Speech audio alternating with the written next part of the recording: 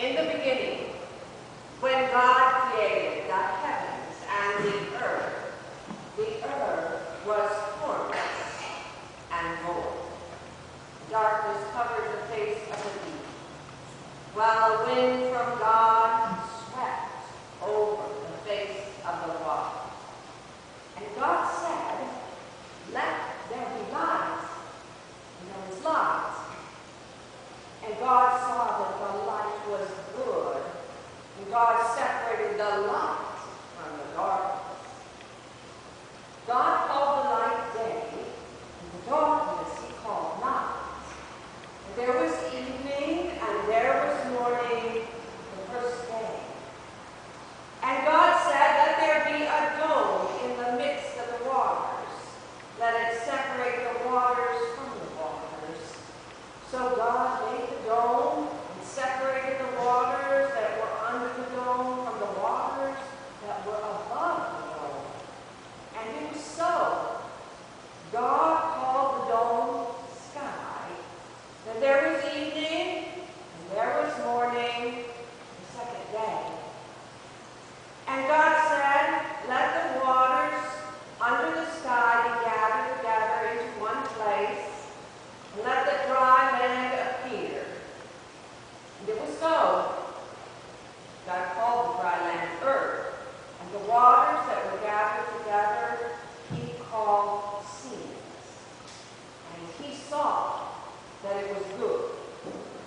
Then God said, "Let the earth put forth vegetation, plants yielding seed and fruit trees of every kind on earth that bears fruit with the seed in it." And it was so. The earth brought forth vegetation, plants yielding seed of every kind, and trees of every kind bearing fruit with the seed in it. And God saw that it was good. And there was evening, and there was morning, the third day. Then God said, "Let there be lights in the dome of the sky to separate the day from the night, and let them be for signs, and for seasons, and for days and nights. And let them be lights in the dome of the sky to give light upon the earth." And it was so. And God made two great lights, the greater light to rule the day, and the lesser light to rule the night, and the stars. God set them in the dome of the sky to give light upon the earth, to rule over the day and over the night, and to separate the light from the darkness. And God saw that it was good. And there was evening, and there was morning, the fourth day. And God said, "Let the waters bring forth swarms of living creatures, and let birds fly above the earth across the dome of the sky." So God created the great sea monsters and every living creature that moves of every kind with which the waters swarm, and every winged bird of every kind. And God saw that it was good. God blessed them, saying, "Be fruitful and multiply, and fill the earth, the waters of the seas, and let the birds multiply on the earth." And there was evening, and there was morning, the fifth day. And God said, "Let the earth bring forth living creatures of every kind, cattle and creeping things, and wild animals of the earth of every kind." And it was so. God made the wild animals of the earth of every kind, and the cattle of every kind, and everything that creeps upon the ground of every kind. And God saw that it was good. Then God said, "Let us make humankind in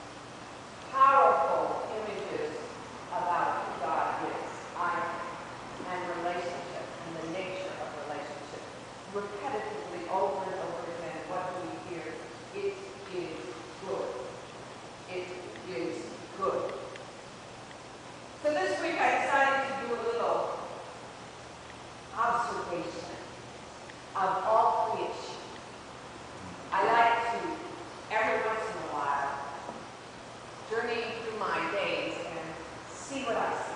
So some of you know that last week on Pentecost, I was walking in Tower Grove Park. I'm surprised Harry isn't here. I ran into Harry in my neighborhood yesterday while I was cleaning out my yard.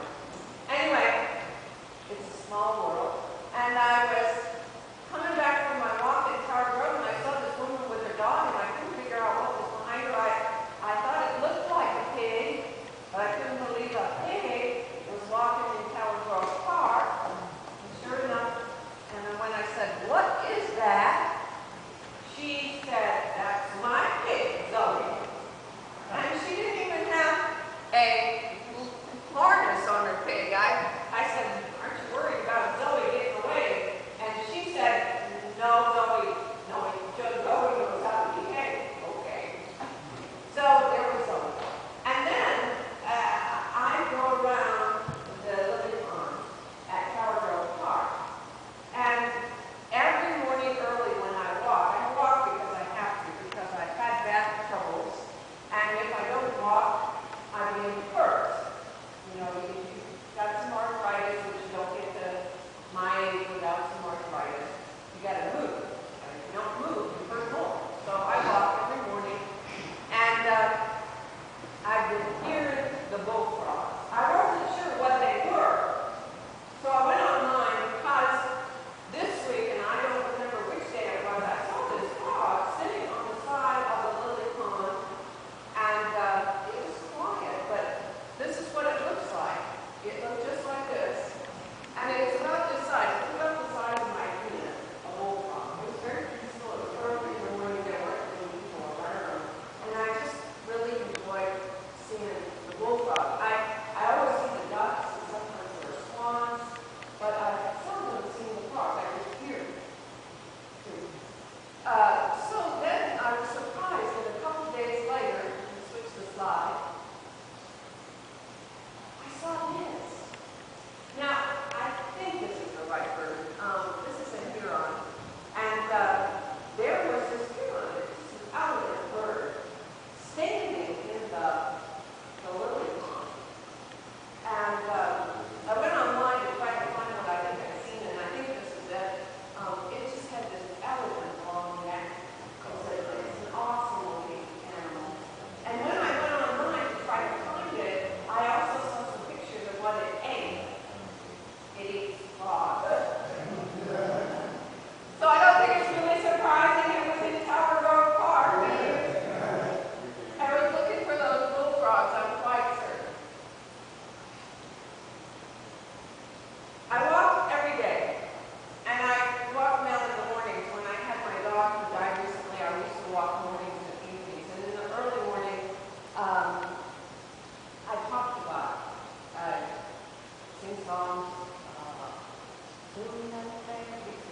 That was one that was running around in my mind recently. And I try to be quiet. I don't know about you, but I get into this give me God. And I really intentionally try to say, God, okay, here's my life. What do you want me to say? How will you use me? Now, I'm not one who gets, God talking to me. I don't doubt that there are people who have that experience. But the days unfold, and I always feel that by starting in this way, I find that God is accompanying me. So it's very helpful for me to get that walk in the morning, to center myself. Recently, because of Tai Chi, I've been moving my arms like this as I walk occasionally because I get really rigid sometimes. I've been trying to relax my body and to move with a rhythm that was in tune with God. Trying to listen to the rhythm of the earth and hear God's voice. I know that over the years, even recently in CWF, when women, Christian Women's Fellowship, when the women were asked how they experienced God, there were reflections on nature. So the mountains were a place in which people experienced God. Being in parts of the world where there were no electric lights and looking up at the heavens and seeing all of the